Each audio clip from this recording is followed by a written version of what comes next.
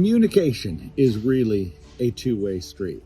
It's a really important concept because we often think about the one directional side of communication with what we're trying to say. But active listening, really active communication, is the only way to be sure that the thoughts in your head transfer into the minds of someone else. So I want to remind you again of the symbolic nature of communication and the way it works, the way language works, the way body language works. We have a thought in our mind and we assign a symbol to it, which is a word, and that's the first variable. Then we attempt to articulate that variable. So we say it, we feel a certain way when we say it, it sounds a certain way, and that may be another variable. The viewer at that point, the listener, hears it, and there's a lot of variables and a lot of interpretation in what ends up the thought in their mind. That is how communication works. We never truly know if people understand us or not because there's multiple levels of interpretation of symbols. So you know how you've got the people that get hung up on grammar and spelling, which has its value. As important as that is, what they're doing is they're putting the emphasis not on the thought intended, they're putting the emphasis on the symbol and the consistent use of certain symbols and their nuances.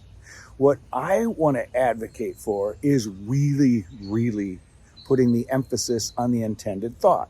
Case in point, someone corrects you on your grammar. Well, they already got your thought. They already understood what you were saying in order to know that you used the words wrong or the tenses wrong. Mark Twain once said, "I never trust a man who can't spell a word more than one way." And I love the humor in that. But the point is the emphasis on the thought over the symbol. If the symbol is that important, how do you explain other languages that come up with their own symbols for the thoughts?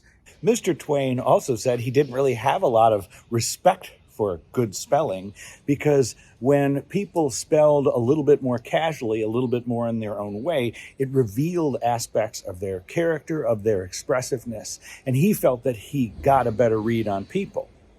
Now, I'm not really going to take to Matt the people who want correct spelling. I'm not really about that here.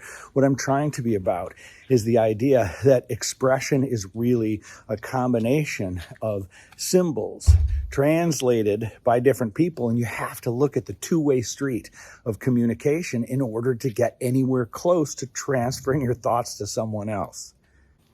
The only real way to do that is to be checking the symbology in both directions. You're going to first be paying attention to what is the symbol that matches my thought, and how do I feel about it when I put it to voice.